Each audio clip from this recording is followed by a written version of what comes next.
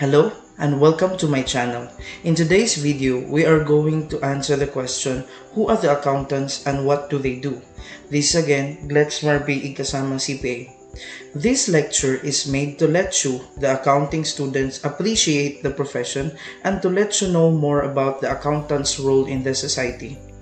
Not a lot of people know what we do specifically. Well, not as much as other professions. Like for example, people have a clear understanding of the role of engineers, lawyers, doctors or nurses or media people than accountants. That is why there are a lot of misconceptions. So what do people think? The first one is we are good at math. Like they really think that we are really good at complicated math problems or formulas, or all of us can compute mentally. Well, as per experience, when I was eating in a carinderia and the cashier asked me to compute the total amount that I and my friend should pay, I used calculator. Another is that accountants work in a bank. Another misconception is when we become a CPA, we just need to affix our signature to papers and then we will be paid big money. Let me emphasize that this video is meant to clear these misconceptions if you want to, and to describe the work of an accountant. And to do that, let us first visit the accounting definitions provided by different organizations. The first one is from Accounting Standards Council. It states that accounting is a service activity. Its function is to provide quantitative information, so it's related to numbers, primarily financial in nature, meaning these numbers are monetary in nature, about economic entities that is intended to be useful in making economic decisions. The other definitions are more technical in nature, so in order to prepare, we need to elaborate this definition some more. So, the service related to quantitative information, primarily financial in nature, is simply the preparation of the financial statements. But where do the financial statements come from? Of course, it comes from business transactions. For example, purchase or sale of items. You just have to record and summarize those transactions and then you have the financial statements. However, the role of the accountants does not end there. The numbers in the financial statements are useless unless financial information can be extracted from them by analyzing the financial statements. The information is then communicated to interested parties known as the users of information. So who are these users of financial information? The users of the financial statements are the following. We have the government, we have the employees, customers, lenders, investors, public, and suppliers. If you wanted to memorize them, you can use the acronym provided, which is GCLIPS. As you can see, there are some of them whose fonts are colored red. Those are the primary users of information, namely the lenders, investors, and the suppliers. Each of these parties has their own reasons why they are interested with the FS information of the entities. For example, the government is interested in business organizations because of taxes and their effect in the country's economy, especially if we are talking about large companies. Lenders and suppliers are interested in the entity's capacity to pay their debts. Investors or owners want to know if their investments are paying off. Employees are concerned on the stability of the company that they are working with because all of the employees wanted to have stable jobs. The public and the customers need to know the financial status of entities, especially those who are considered public entities or large companies who have public responsibility because it might affect their decisions. To make it clearer, for example, the public will want to know if the banks or insurance companies that they have invested in or trying to invest in is still financially healthy or not. So that's it for the first definition. Let's go to the second definition by the American Accounting Association, which is the oldest definition of the four definitions that we are going to tackle. It states, that accounting is the process of identifying, measuring, and communicating economic information to permit informed judgments and decisions by the users of the information. So this definition is similar to the first one except for the words written in bold format, which is identifying and measuring. So let's discuss the identification first. On the identification phase, we just have to select the accountable transactions. That means not all of the business transactions are accountable. To be accounted, the transaction must meet these two.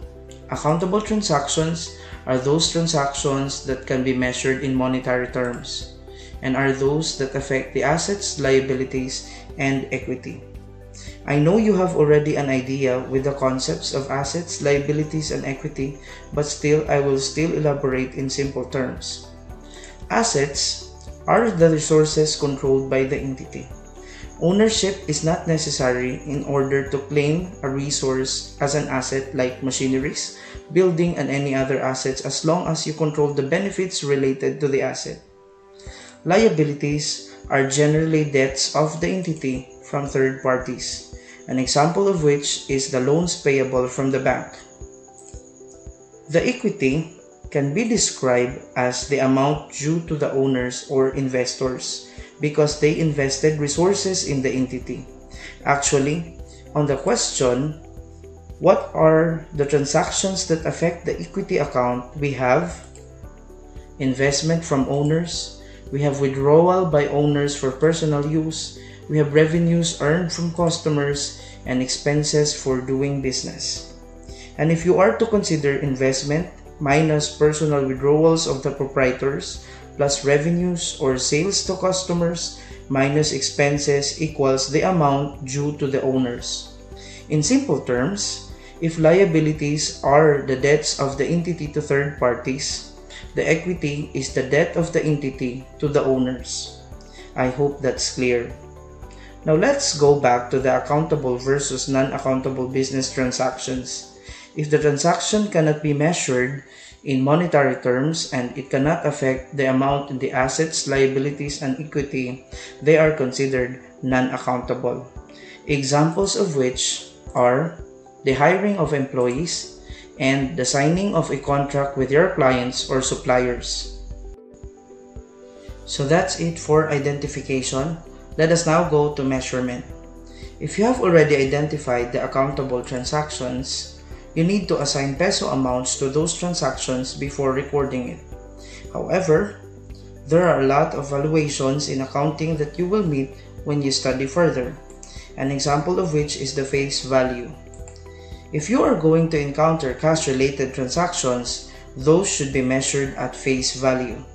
Another is, if the transaction is related to acquiring an item or an asset, the transaction should be measured at acquisition cost or historical value, which is the actual amount paid to acquire an item. We also have the fair market value, which is the value that the sellers and the buyer's mind meet. Actually, it is the price that the seller is willing to sell and the buyer is willing to buy. Some items must be valued at net realizable value. For example, your accounts receivable. When the business entity already rendered services or delivered the products to the customers and the customers did not pay yet, you are going to recognize receivables. Let us say, for example, your accounts receivable is 100,000 from your customers. Do not expect that the full 100,000 will be collected. A portion of the amount should be recognized as doubtful. Let's say, for example, the allowance for doubtful accounts is 9,000. The net realizable value that you are going to consider is only 91,000. And of course, there are a lot more.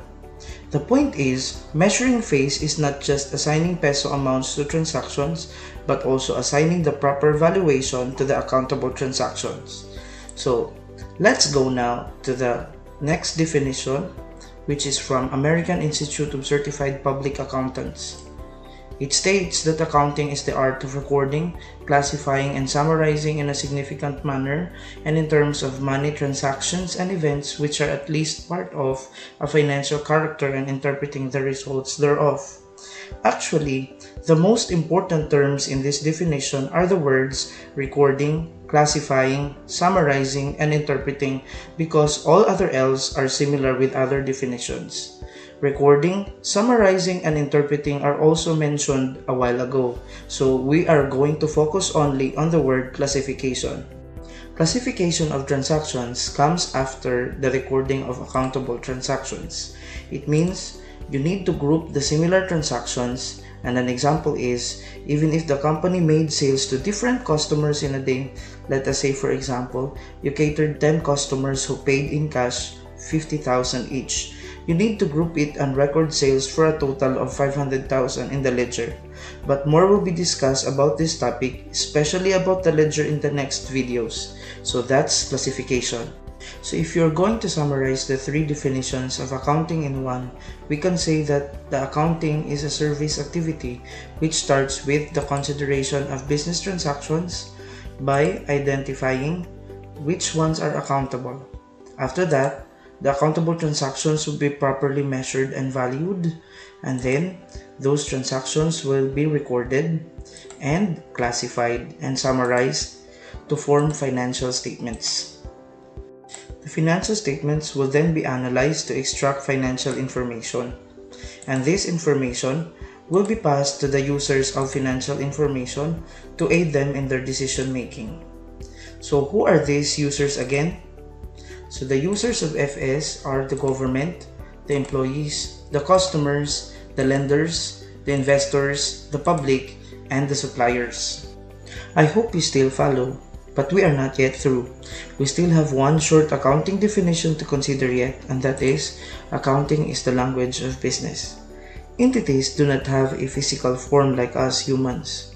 We humans can easily communicate and answer questions like, what do we need? Or are we experiencing pains? Or are we sick? Or are we dying? Businesses cannot do that directly to their users. That is why their needs and their problems are channeled and captured by us accountants first. The accountants will then communicate these business problems to the users of information, plus its suggested solution on the business problems, as well as the financial condition of the entity and its financial performance. So that's it for the fourth definition.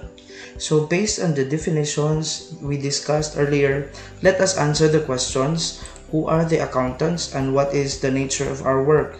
So you can answer it with, an accountant is the one who identifies, measures, records, classifies, and summarizes accountable transactions to produce financial statements. He or she is also the one who extracts and communicates FS information to users of FS to help them make their decisions. I do not know if they will understand, but the most important thing is that you do. Or you can answer them shortly: an accountant is the interpreter of the language of business. So that's it for this video. You're welcome to play and replay this video until you are satisfied. If this helped, please click subscribe and hit the notification bell to be updated on my next episodes. You can also share this to other accounting students.